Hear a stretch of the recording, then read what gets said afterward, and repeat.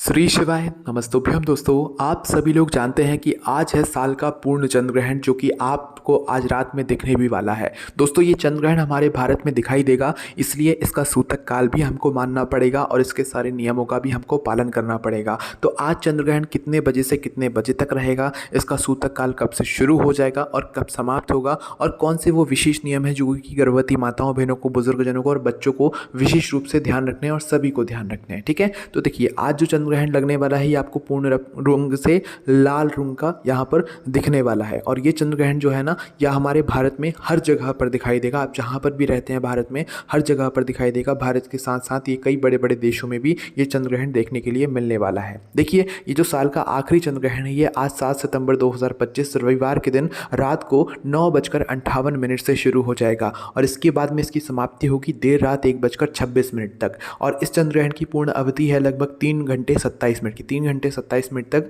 जो है हमारा ये चंद्र ग्रहण लगने वाला है। और ये चंद्र ग्रहण अपनी चरम सीमा पर जो रहेगा उसका समय है रात को 11 बजे से लेकर रात को 12:23 के बीच का। ये वो समय रहेगा 1 घंटा 22 मिनट जिस समय जो है हमारा चंद्र ग्रहण पूर्ण रूप से चंद्र ग्रहण रहेगा और पूर्ण रूप से लाल रंग का यहाँ पर दिखाई देगा। देखिए चंद्र ग्रहण जब भी शुरू होता है तो इसके 9 घंटे पहले से सूतक काल शुरू हो जाता है। सूतक काल की वही समय रहता है जिस समय में हमें वही नियमों का पालन करना रहता है जो नियम हम लोग चंद्र ग्रहण के दौरान यहाँ पर पालन करते हैं। ठीक है, तो इस चंद्र ग्रहण का जो सूतक काल शुरू होगा यानी कि आज 7 सितंबर 2025 रविवार के दिन दोपहर को 12:57 से सूतक काल की शुरुआत हो जाएगी। ठीक है, और सूतक काल तभी समाप्त होता है जब चंद्र ग्रहण समाप्त होता है। इसके बाद में दोस्तों बहुत ही ज़रूरी चीज़ कि सूतक काल के पहले आपको क्या क्या कर लेना चाहिए अपने घर में, वो भी सुन लीजिए, है ना।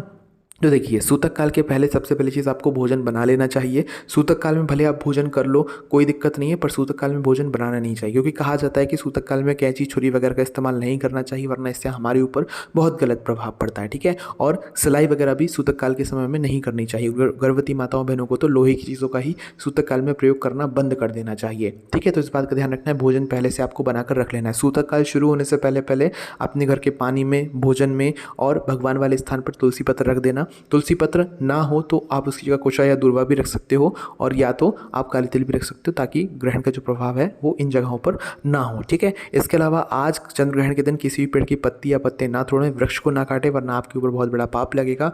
यहाँ तक कि तुलसी की पत्ती को भी आपको नहीं तोड़ना है। अगर लेना भी है आज तो तुलसी के पेड़ की नीचे जो पहले से टूटी हुई पत्तियाँ गिरी हुई हों उनको ले सकते हो, या तो हमने आपको 2 ऑप्शन और बता दिए कि आप काली तिल या कुशा दूर्वा भी ले सकते हो इन जगहों पर शुद्ध करने के लिए। ठीक है, इसके अलावा दोस्तों जो सूतक काल रहता है इस समय में आपको भोजन खाना नहीं चाहिए, पर क्या होता है कि सूतक काल से लेकर ग्रहण की समाप्ति तक एक बहुत लंबा समय होता है तो इतना कोई मैनेज नहीं कर पाता है। इसलिए भले सूतक काल के समय आप भोजन खा लेना, कोई दिक्कत नहीं है, पर आप लोग इस दिन एक बात का ध्यान रखना कि शाम होने से पहले पहले या रात होने से पहले पहले आप इस दिन का जो रात्रि का भोजन है वो कर लेना। जिस दिन चंद्र ग्रहण रहता है इस दिन हमें रात्रि में भोजन नहीं करना चाहिए बल्कि शाम होने के पहले ही अपना भोजन समाप्त कर लेना चाहिए। इस बात का थोड़ा सा ध्यान रखिएगा। और चंद्र ग्रहण के दौरान तो भाई बिल्कुल भी भूल कर भी भोजन आपको नहीं करना चाहिए। ठीक है, और दोस्तों चंद्र ग्रहण जब शुरू हो जाता है ना तो इसके बाद के भी कुछ विशेष नियम हैं जो कि आप लोगों को ध्यान रखने हैं। देखो चंद्र ग्रहण जब शुरू होगा यानी कि आज रात को 9:58 से चंद्र ग्रहण की शुरुआत हो जाएगी और देर रात 1:26 तक रहेगी। इस 3 घंटे 27 मिनट का जो समय रहेगा इस समय के बीच में आपको सबसे पहली चीज़ तो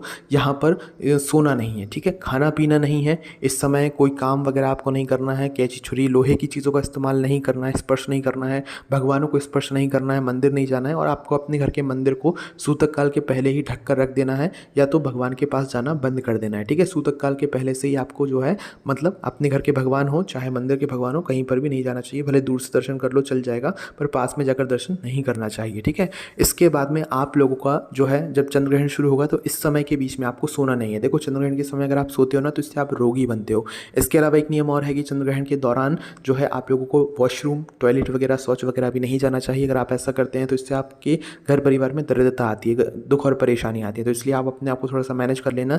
ये जो हम आपको मतलब नियम बता रहे हैं ये ज़्यादातर गर्भवती माताएं बहनें जो वृद्धजन हैं, ये जो बच्चे हैं उन पर ज़्यादा लागू नहीं होते हैं। वो अपने इमरजेंसी के हिसाब से ये सारी चीज़ों को देख सकते हैं। बाकी अगर आप लोग भी नियमों का पालन कर सकते हैं तो और ज़्यादा यहाँ पर अच्छी बात है। ठीक है, इसके अलावा जब ग्रहण चल रहा हो तो भाई ग्रहण के दौरान आपको सोना नहीं है। हमने आपको बात बताई, तो ग्रहण के दौरान सोना नहीं तो क्या करना है, ग्रहण के दौरान आपको सिर्फ और सिर्फ भगवान को मतलब नाम का ध्यान करना है, भगवान को स्पर्श नहीं करना है, भगवान से दूर बैठकर ही आप लोगों को मन ही मन मंत्र का जाप करते रहें। जो भी आपके इष्ट देव हों, जो भी जिन भगवान को भी आप प्रिय मतलब पसंद करते हो, आपको उन भगवान के नाम का यहाँ पर ध्यान करते रहना है। और दोस्तों हम आपको बता दें कि आज ये चंद्र ग्रहण तो है ही है, साथ में आज है यहाँ पर पितृपक्ष का जो पहला दिन है वो भी है ना, और भाद्रपद मास की पूर्णिमा तिथि भी है, इसलिए ये चंद्र ग्रहण बहुत ही ज़्यादा खास है। और इस चंद्र ग्रहण के दौरान जो भी व्यक्ति अपने घर में भगवान के नाम का ध्यान जाप करेगा, नाम जाप करेगा, उसको उस नाम जाप का फल कई गुना बढ़कर मिलेगा। चंद्र ग्रहण के दौरान जो भी हम भगवान के नाम का ध्यान करते हैं, नाम जाप करते हैं, उसका फल हमें कई गुना बढ़कर मिलता है। ठीक है, तो इस बात का आप लोगों को यहाँ पर ध्यान रखना है ना। इसके अलावा दोस्तों जब चंद्र ग्रहण शुरू हो जाएगा और जब तक चंद्र ग्रहण समाप्त नहीं हो जाता, तो इस समय के बीच में आप लोगों को जो है खाना पीना भूल से भी नहीं करना है। और चंद्र ग्रहण के दौरान आप लोगों को चंद्रदेव के भी दर्शन नहीं करना है। बहुत सारे लोग सोचेंगे कि अरे अब चंद्र ग्रहण शुरू हो रहा है तो हम चंद्र ग्रहण को देखने के लिए चले जाते हैं। आपको ना तो अपनी खाली आंखों से चंद्र ग्रहण के दर्शन करने हैं, ना तो चश्मा पहनकर टेलीस्कोप से किसी भी, कहने का मतलब यह है कि किसी भी चीज़ के सहारे से भी आप लोगों को ग्रहण के दर्शन नहीं करने चाहिए, वरना इससे आपकी आंखों पर भी प्रभाव पड़ता है और आपके शरीर पर भी प्रभाव पड़ता है। ठीक है, और दोस्तों इस बार क्या हो रहा है कि चंद्र ग्रहण जो है वो रात्रि में देर रात 1:26 पर समाप्त हो रहा है। तो बहुत सारे लोगों के मन में ये प्रश्न है, क्या हमें ग्रहण की समाप्ति के बाद तुरंत स्नान करना ज़रूरी है? क्या हम लोग सुबह स्नान नहीं कर सकते इस चंद्र ग्रहण के बाद में? तो दोस्तों इसका जवाब है आप कर सकते हो। जिसको रात में स्नान करना है वो रात में ही खुद भी स्नान करेगा, भगवानों को भी स्नान कराएगा और अपने पूरे घर को भी शुद्ध करेगा गंगा जल से।